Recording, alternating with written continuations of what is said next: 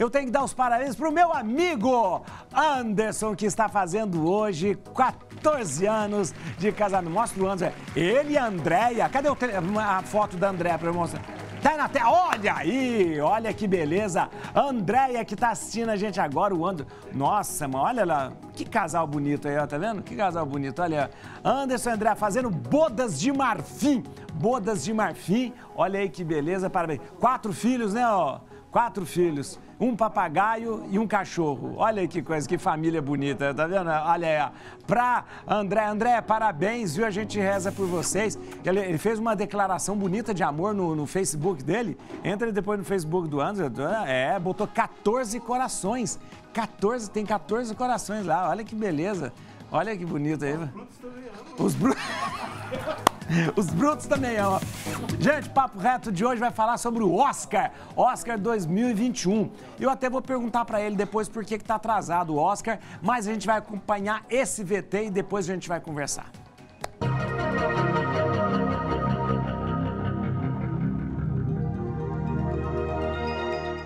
Desde 2020, estamos passando por tempos difíceis de pandemia, onde pessoas ficaram em isolamento e consumindo cada vez mais entretenimento. No sábado, dia 25 de abril, iremos saber quais serão os filmes mais premiados.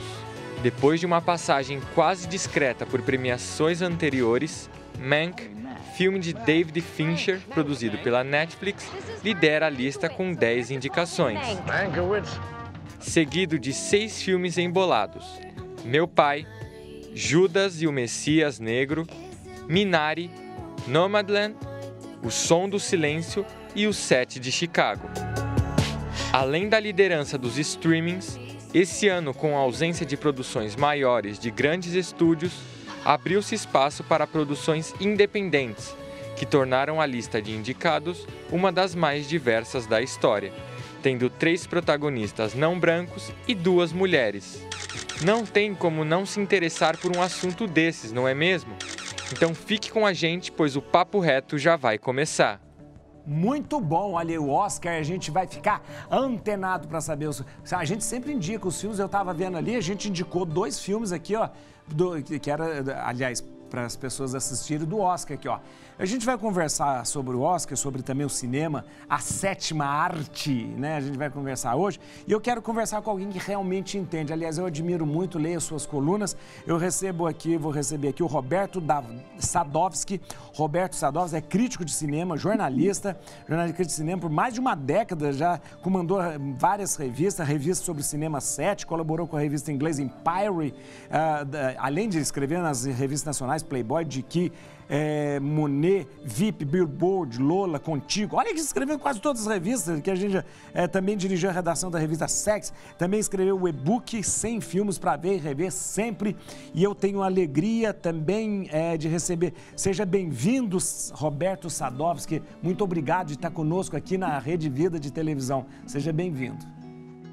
Obrigado, tudo bom? Tudo bem, tudo bem. Eu queria já conversar com você, eu não sei se... Eu já queria conversar e perguntar por que esse ano o Oscar está atrasado?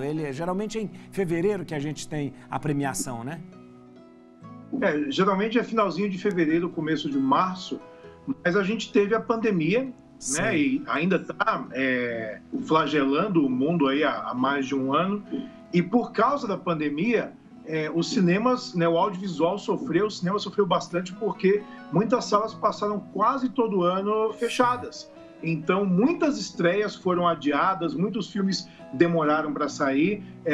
As estreias que se concentravam antigamente em dezembro, né, esses filmes mais com cara de Oscar, que a gente fala, estreavam em dezembro e muita coisa não estreou. Então, eles ampliaram a data para esses filmes concorrerem ao Oscar 2021, referente ao filme de 2020, e aí adiaram a festa também agora para o final de abril. Sadowski, quais são as principais categorias do Oscar? Só para que quem está assistindo a gente saber direitinho como há categorias que são preenchidas com nomes e indicações, né? A principal categoria, claro, é melhor filme, sei, e aí vem melhor direção, né, melhor diretor, o elenco, melhor ator, melhor atriz, os coadjuvantes, E aí começam a vir as categorias técnicas, melhor roteiro, melhor direção de fotografia, melhor montagem e também o melhor filme estrangeiro, que hoje se chama melhor filme internacional. Essa coisa o melhor filme é o Oscar do Oscar, né? Tipo assim, o melhor filme, quando a gente fala ganhou o Oscar, é o melhor filme, né? Isso é importante. Sim. Essa mudança de filme estrangeiro, porque a gente sempre via filmes estrangeiros nunca levavam o melhor filme. A gente viu há alguns anos atrás filmes estrangeiros sendo o melhor filme, né? A última festa do Oscar, o filme que ganhou o melhor filme estrangeiro, o melhor filme internacional e o melhor filme foram o mesmo filme, que foi o Parasita, né? O filme coreano, Bong Joon-ho, e foi um espanto, assim, ver esse filme ganhar. É importante manter a premiação do Oscar de filme internacional, porque a gente consegue jogar um holofote em cinematografias de países que, às vezes, passam reto, né? não são tão festejadas. Então, um filme como Parasita quebrar essa barreira, ele é uma raridade, ele não acontece sempre. Então, por isso que é legal manter a categoria de filme internacional, para a gente poder olhar para os filmes da Macedônia, da Grécia, da Turquia, Itália, França e tal. Esse ano, inclusive, o filme que está indicado à categoria internacional, que eu acho que deve ganhar, é um filme dinamarquês chamado Druk, que está disponível no Brasil em plataformas de streaming e tal. Eu acho que ele podia ter indicado também a melhor filme, porque ele é, assim, espetacular. Para ser considerado filme estrangeiro ou filme internacional, é que não seja feito nos Estados Unidos ou que não seja filme em inglês? Como que é a exigência?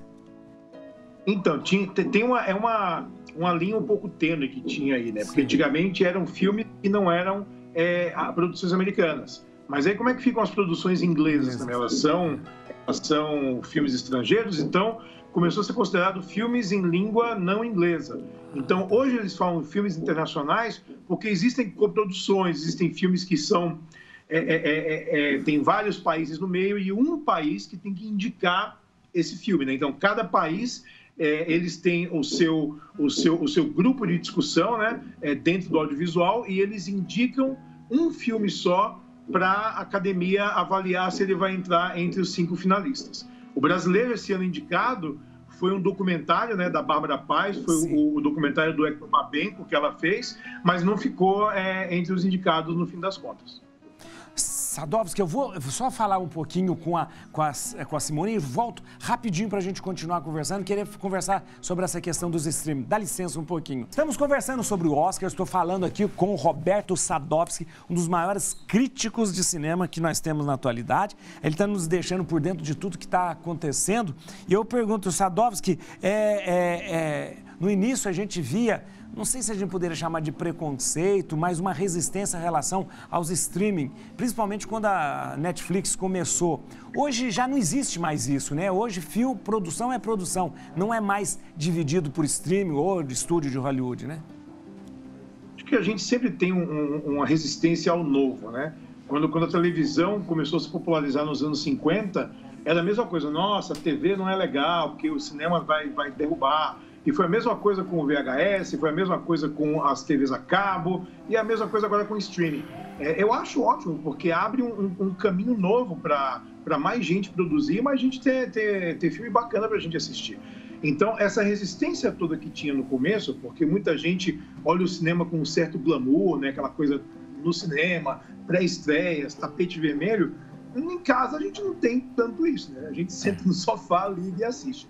Mas a pandemia, né, ela acelerou um processo que eu já via como irrefreável, dos streamings se tornarem um componente essencial para a sobrevivência do cinema. Até porque a gente vai ao cinema e vê uns filmes que são grandes espetáculos, né? Ver filmes da Marvel, ver Star Wars, ver Minions e tal, e às vezes alguns filmes menores... desaparecem nesse bolo todo, porque o dono do cinema ele quer gente lá lotando a sala. E eu percebi que o streaming começou a trazer de volta comédias românticas, começou a trazer de volta aquele tipo de suspense mais adulto que antigamente tinha muito no cinema e começou a diminuir um pouco nos últimos anos. Então eu acho que é uma nova via para escoar a produção. e a indústria começou a enxergar da mesma forma. Tanto que esse ano no Oscar a gente tem vários filmes que foram produzidos para o streaming e que estão aí concorrendo nas categorias principais. Né? O próprio Mank, do David Fincher, que é o filme que concorre em mais categorias, está indicado a 10 Oscars. Então, acho que a pandemia acelerou a aceitação do streaming e acho também que muita gente que produz cinema prefere o streaming, porque a gente pensa no exemplo prático, Roma, do Alfonso Cuarón, que foi lançado há alguns anos, um filme mexicano, em preto e branco, né? Uma história completamente pessoal dele. Se fosse lançado no cinema, um lançamento tradicional, talvez tivesse uma plateia muito seleta, muito fiel, claro, mas muito pequena. Lançando no streaming, no Netflix, simultaneamente em mais de uma centena de países, imagina o tamanho do público que esse filme teve e que não teria no cinema. Então, eu acho que é uma situação que todo mundo ganha. É verdade. E me diga uma coisa, a impressão que a gente tem é que a lista dos indicados está mais diversificada. Você acha que isso também é por causa do streaming também? Ou por causa da pandemia? Existe um movimento já há alguns anos para o Oscar ficar mais diverso e mais representativo, e não é só o Oscar, né? É uma coisa que bate na indústria mesmo, bate nos filmes, porque se a gente tem mais filmes sendo feitos com uma preocupação com diversidade e representatividade, é claro que a gente vai ter mais filmes concorrendo a prêmios que reflitam melhor o mundo que a gente vive. Então, esse ano em particular, a gente tem vários filmes feitos por atores e cineastas e produtores e diretores e pessoas que trabalham nos bastidores que representam melhor o que o mundo é, né? Porque o mundo é plural, o mundo é colorido. A gente vai na rua, quando a gente puder voltar aí na rua, né? Quando a gente vai na rua e a gente vê pessoas de todas as cores e castas e credos, e eu acho que isso quanto mais isso é representado no cinema, mais legal, porque a gente consegue se enxergar mais. Então, a gente vê o Oscar com diretoras como a Chloe Zhao e a Emerald Flamel, e filmes como Judas e o Messias Negro, tendo tanta atenção em cima deles. Eu acho incrível isso, eu acho ótimo. Quanto mais diversidade, melhor para todo mundo. Só vou fazer uma última pergunta, me permite. Você já disse mais ou menos qual a aposta do Oscar, mas eu não sei se eu posso perguntar isso para um crítico de cinema. Qual que você prefere? Dos 8 indicados ao Oscar, e me falta assistir 2, eu vou ver um hoje à noite e o outro ainda vejo essa semana, mas dos 6 que eu vi, Nomadland, para mim, é o melhor. É verdade. É uma poesia em forma de filme. É um filme que fala tanto sobre quem a gente é hoje. São pessoas que escolhem não ter um lugar para morar, que escolhem ser nômades. Então, moram em motorhomes e tal, e meio que viajam pelos Estados Unidos com pequenos empregos aqui e ali. Mas aquela coisa, qual o preço da liberdade que a gente tanto almeja, e o que é essa liberdade também, e o que significa a gente não ter raízes? É importante a gente manter raízes, a raiz que a gente quer está dentro de nós mesmos. Então, é um filme que levanta um monte dessas reflexões, contada em uma história muito bonita, né? Centrada na Frances McDormand, que é a protagonista, com uma diretora que ela é de descendência chinesa, que tem um olhar muito sensível para contar uma história. Então, eu achei um filme muito bonito, muito melancólico também, mas acho que esse ano não tem para ninguém. O Oscar vai ser do Nomadland. Olha aqui, eu queria agradecer, obrigado de te segurar meia hora, que era para ser rápido, desculpa, obrigado de você dispor do seu tempo para estar com a gente aqui, muito obrigado mesmo, viu? Agradeço aí muito você pela sua disponibilidade, obrigado. Eu que agradeço, o papo é mega gostoso, satisfatório, eu adoro falar sobre cinema. Deixa eu dar aqui, ó. Deixa eu dar aqui só no Instagram, gente. Pode seguir @rsadovski, Roberto Sadovski. E no Twitter também, Sadovski, pode seguir e ver também as colunas. Eu leio muito suas colunas no UOL, gosto muito, né? Me oriento pelas suas colunas aí para assistir o filme também. Muito obrigado, viu? Obrigado, eu que agradeço. Olha aí que beleza, gente.